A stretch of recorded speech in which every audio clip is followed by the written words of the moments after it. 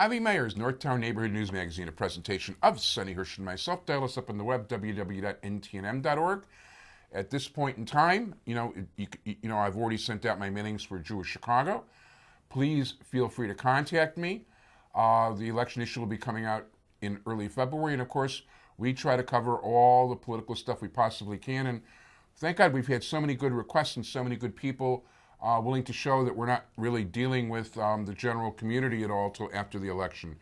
And somebody who I just met for the very first time, who's running for state representative in the Highland Park area, who is a Facebook friend, and sometimes I actually do get to meet my Facebook friends, Jonathan Greenberg. How you doing? Nice to meet you, Avi. Thank you for having me. First of all, my pleasure. And, tell us a little bit about yourself. I'm a 38-year-old, happily married father of two little guys, a 4.5-year-old and an 8-month-old. So we have our hands full.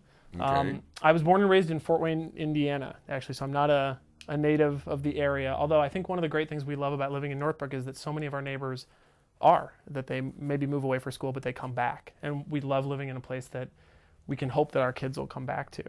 But I'm originally from Indiana, and my... the original home of the Detroit Pistons.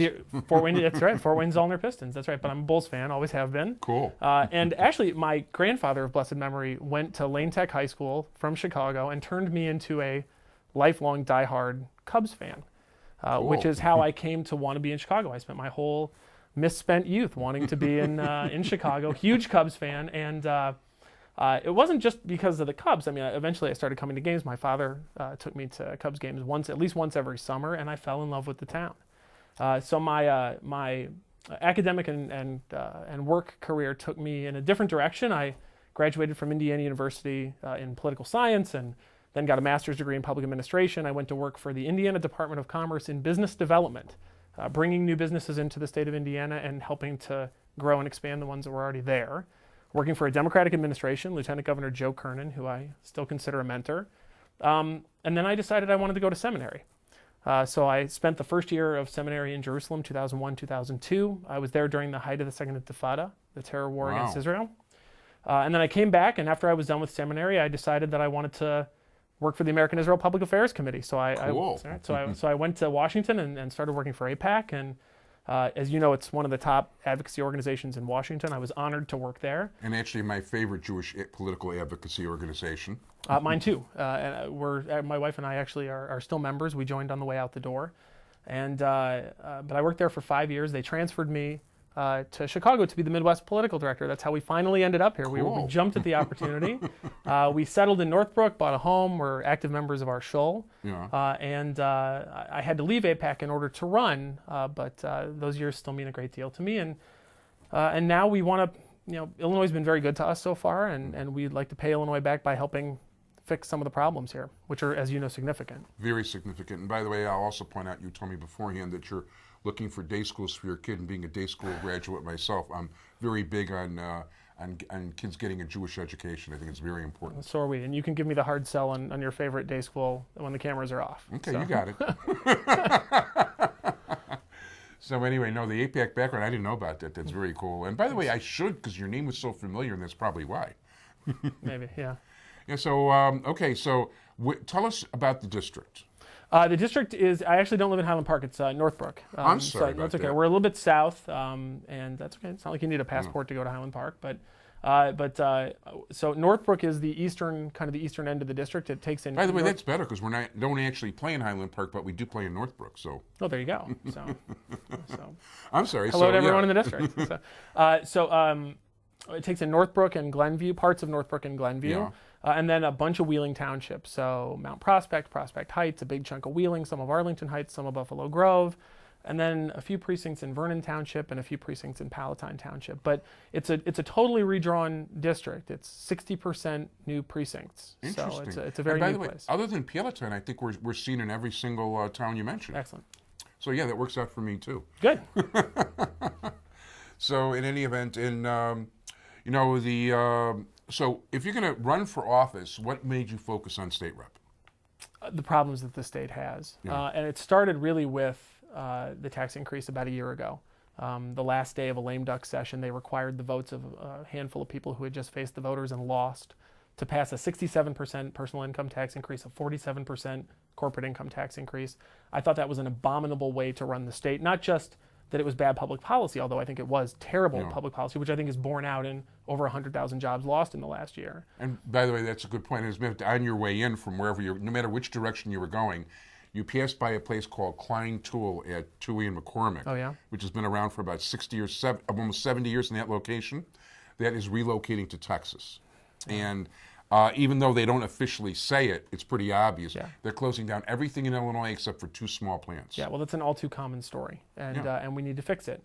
But it upset me, and I thought that was a terrible way to run a state, and it was also an abominable way to pass a tax increase. You know, if you're going to pass a tax increase, do it in broad daylight, do it at the beginning of the next session. It didn't have to be done on the last day of a lame duck session. It could have waited a few weeks until the January session, but they decided to do it this way because they knew they had the votes, and I thought that was a pretty pathetic way to run a state. So I started looking at everything else that was wrong in the state. I looked at an $85 billion unfunded pension liability that hangs over everything else that we do. I looked at $8 billion in unpaid bills, which is unconscionable. We're balancing the budgets on the backs of a lot of it is to schools, and a lot of it is to social service agencies, people who take care of the poor and the elderly and the blind and the deaf, and that's no way to balance a budget. I looked at all of those things, and I decided the state is really in desperate need of some new leadership, and I decided to give it a try. I have experience in, like I said, in economic development, and maybe even more importantly with AIPAC, I have experience in bipartisanship, working with both sides of the aisle. I understand that you have to be friends with people on the other side of the aisle. That's such an important thing that so many people who want to enter politics or get involved don't realize. It's like, no matter what happens, you know, you still have a community to worry about. And you want to be friends and you want to work together. And by the way, a recent Barron's article also basically listed Illinois as the 49th, 49 out of 50 in terms of the financial condition we're in. Oh, I'm surprised it's that high. Well, California is really. Well, no. In all seriousness, our liabilities are greater than our assets. We have the worst liability to asset deficit in the country. We have like a $40 billion asset to liability to asset deficit. So, and the next state is like New Jersey, which is $10 billion better than we are. That's a horrible problem. Our currency default swaps, our credit default swaps, sorry, are the highest, the most expensive in the market, which means the market assumes that we're going to default on our credit. We've been downgraded by credit ratings agencies. We are in a terrible, terrible mess. And if we don't fix it, everyone in the state is going to end up suffering. That's 100% correct. And people don't even realize that one of the things the legislature passed that's going to happen in 2 years is that people's property tax is going to go up about 50% to cover pension obligations. So not only did we get hit with higher property tax this time, despite so-called lowering this, lowering that, and equalization rate, but yeah, we're going to get socked even worse than it is now. Yeah, no, it's a big mess. And if we don't fix it, what I'm afraid of is that we turn into Michigan. My wife is a Michigan native, and I've watched, my in-laws still live there, and I've watched as the value of their home has been cut in half, and I've watched as foreclosures pop up on their block all over the place. It's absolutely terrible. And we've held out longer than Michigan did, in spite of making bigger mistakes, by the way, than Michigan made. We've held out longer because we have a much more diverse manufacturing and business base. We're much more diverse. They're essentially a one industry town. We're in a better position, but also once you start that downward spiral, because of who we are, it's going to be harder to pull out of. We need to fix it, and we need to fix it now. I agree 100%. It would be a very nice thing to do. Not to mention the fact that, you know, just within a block of the house, I mean, there's houses that are about to fold and go under. But, you know, at this point, I want to have you give people your contact information. Sure. We can be reached on the internet at www.greenbergforstaterep.com, and that's Greenberg. I say the Jewish way, not the German way. Right. So greenbergforstaterep.com. And I can be reached by email at jlg, it's my initials, jlg, at greenbergforstaterep.com. Sounds good.